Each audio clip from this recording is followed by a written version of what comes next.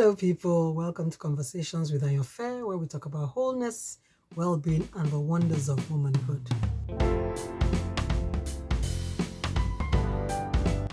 It's been a while.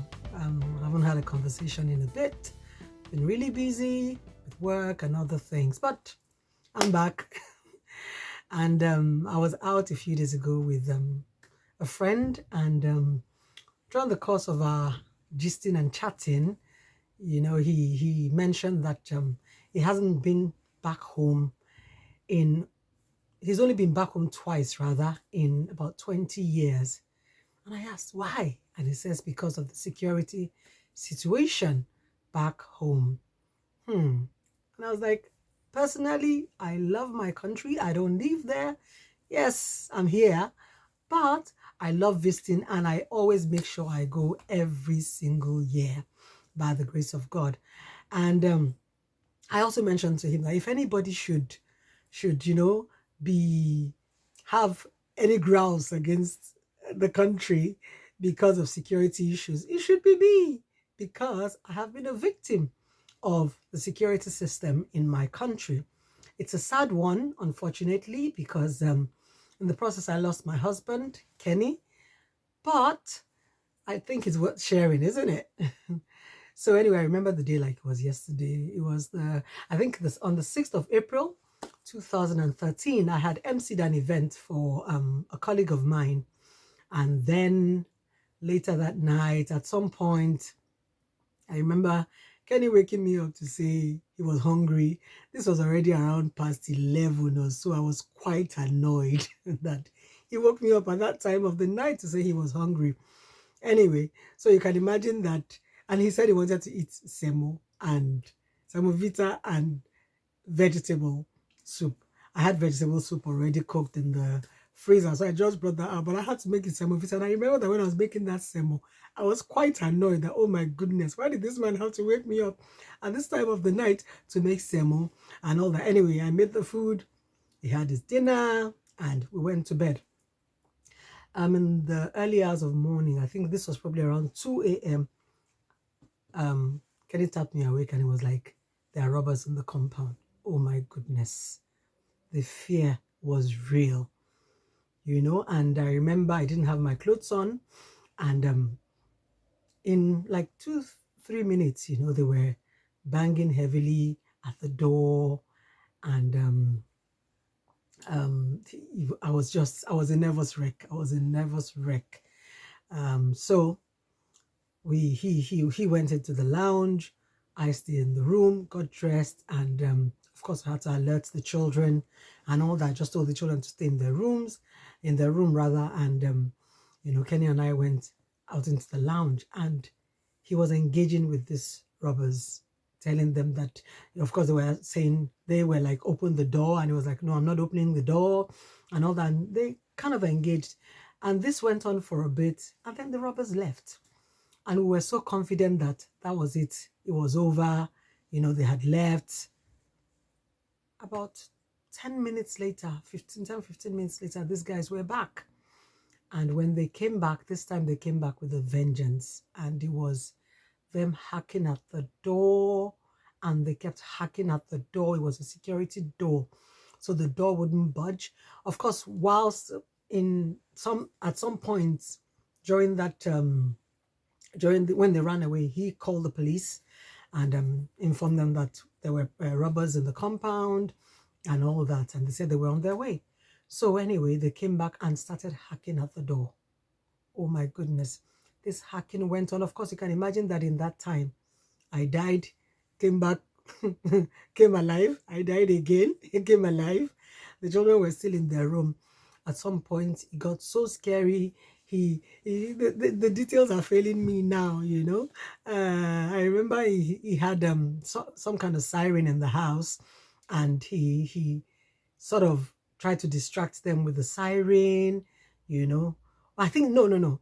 I think what happened was that he distracted them with the siren, and then that was when they ran off, thinking that the police, yes, that's it, thinking that the police were coming, where the police were around. They ran off, and then I guess they waited for about 10-15 minutes, and when nothing happened was when they came back and they came back with a vengeance. This time it was like they were determined that whatever it's going to take, we're ready for you. And Kenny was also ready for them.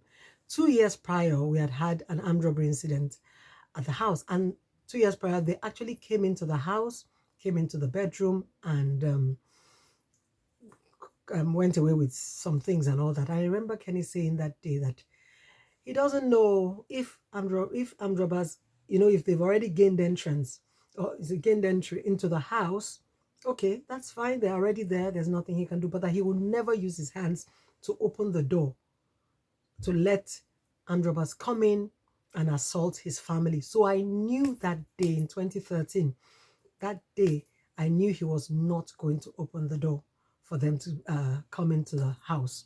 Anyway, so there was a lot of back and forth. At some point, they started shooting randomly. And it was at this point that I ran into the room. And I remember holding the children at this point. I just held the children and I shut my eyes. And I don't even know if I was praying or I was so scared. And then I heard Kenny shout, "Honey, I've been shot." And I was running out to him, to instinctively to go and then the children just held me back. "Mommy, don't go, mommy, don't go." And then they held me and I couldn't go. And these terrible men kept hacking away at the door until they finally broke this door down. This hacking probably took between 45 minutes to an hour. It was a long time. The police didn't show up. And we were just there at the mercy of these horrible men. And they came into the house, and I heard them having a conversation with Kenny. He was still alive, apparently. And they asked him for money, of course, he had been shot, he was down. They came into the room and asked me for jewelry, and I told them, I don't have anything. I was so shaky. The children were there. I was just holding my 3 children, and then they went into our bedroom, and then they took the safe, my husband's safe, camera, laptop, phones. They just took away as much as they could find, the valuables that, they could find, and they went away. They were in and out in maybe 10 minutes. And then I waited a few more minutes and then ran out to Kenny, and he was still alive. Then we took him to the room and he said, "Look, call the children. You guys should pray with me, pray for me." And that was exactly what we did. I held hands with the children around my husband and we prayed. And he said a prayer of forgiveness. And that was it. We thought that was it, that it was. And then he was still talking. Take care of the children, take care of the dogs. I'm like, for this man to still be talking, there's still hope. So I ran out, called my neighbor, and we helped him. I held him. I remember he leaned on me, took him into the car, and the neighbor drove. My neighbor drove. And the sad thing was that we got to the first hospital. At this time, it was probably about 4 a.m., about that time, or past 4 or to 5. Anyway, we got to the first hospital. They wouldn't take him. The second hospital, they said they didn't have a surgeon on ground. Went to the third hospital, and it was the third hospital that said, take him to General Hospital, blah, blah, blah, blah. So we started the journey. So the police met up with us. Oh, I forgot to mention that when we're driving out of the estate, we saw the police van. And they said, oh, they had come around, of course, because my husband had called them, and but they couldn't gain entrance into the estate. The gate was locked. There were no security personnel at the gate. So they went back, or they waited outside or something. Anyway, the police then escorted us to General Hospital, and they were with us when all the way to General Hospital. God gave us speed, and we got there, and we got there, and it took 2.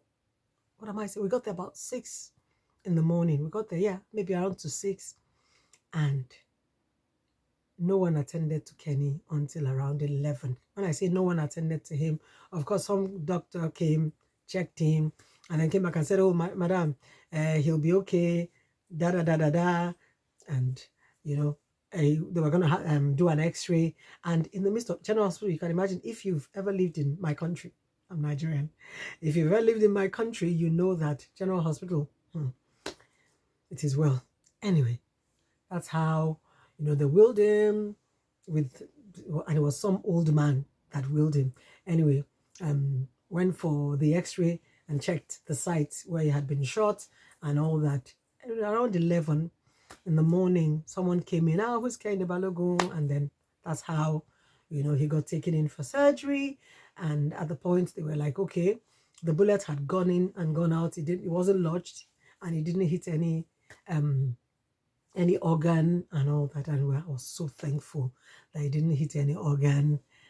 And I was just praying and believing God that everything would go well. Surgery was successful and all that. And then 2 days later, things just took a turn.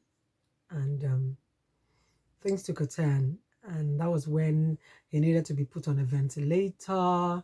And they didn't have one, or they had one at the general hospital. And there was someone on it or so. So they had to get one they were going to get one from St. Nicholas Hospital. But for some reason, that didn't quite work out. So he had to be moved again to another general hospital, which was quite aware. On the one, went to the one, he was admitted at the one in Lagos Island, and then we had to move to the one in Ikeja. If you've lived in Nigeria, I'm sure you're familiar with these places. Anyway, if you've lived in Lagos. So anyway, God gave us speed. We moved him, and it took another, we probably got there about maybe 8 o'clock, and they didn't put him on the ventilator until a little after midnight. So another 4 hours had gone by, and that was when they went in and did something that I didn't quite understand. At the time, my aunt, who used to be a nurse, she wasn't a nurse at this time, but she was a nurse at some point. God rest her soul. She's no longer with us. Miss you, auntie. Anyway, so they took a sample or something, used a syringe to draw something out, and showed it to me. I saw that it was black. It didn't mean anything to me anyway, but they just said they were gonna sedate him and then put him on, was it sedate him or knock him out was the expression that the doctor used, and then put him on the ventilator, which they did. And then I was asked to go home, have a bath, because I hadn't been home in 2 days, have a bath and get a change of clothing, just rest a bit. And at this point in time, since he looked like he was in good hands, I was okay. I was like, okay, let me go home, let me get changed and do what I need to do. And that was exactly what I did. Unfortunately, the following day when I got back to see him in the morning, the ventilator was off. As soon as I saw that the ventilator was off, I knew that Kenny was gone. And they took me into the bereavement room, and I was at that point that they broke the news to me that Kenny was no longer with us. And so what's the whole point of this? So yeah, it was the security thing, yeah? So I've been a victim of that security thing, in my country. And but I still go home. I still love it there. And yeah. So anyhow, that was how I lost my husband. And yeah, it did give me some trauma, because at the time we lived in a bungalow, and from that time till I moved away from Nigeria, I couldn't go to sleep in a bungalow. It was so hard for me. I had to always leave. The higher it became the case of the higher you go for me, I would leave on the 4th, 5th, 6th floor if possible, because I was so traumatized by the fact that anyone could come into my house, easily gain access if I was living on the ground floor.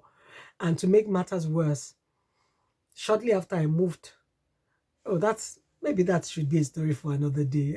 I was just so traumatized, and that was a difficult time. Anyway, wholeness is a journey. I've said this before on this channel, and it takes time.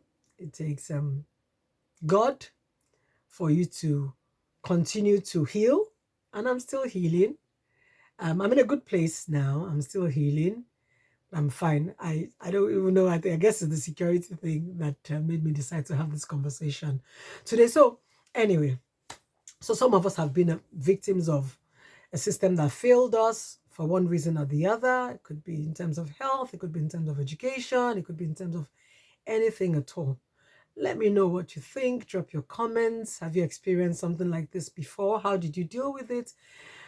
How did you cope? How are you coping? And to the widow sisters out there, I hope you're doing good and holding up well. And God is good and God is faithful. That's it for today. Drop your comments. Let me know what you think about our conversation today. And I'll talk to you again soon. Until then, it's bye for now.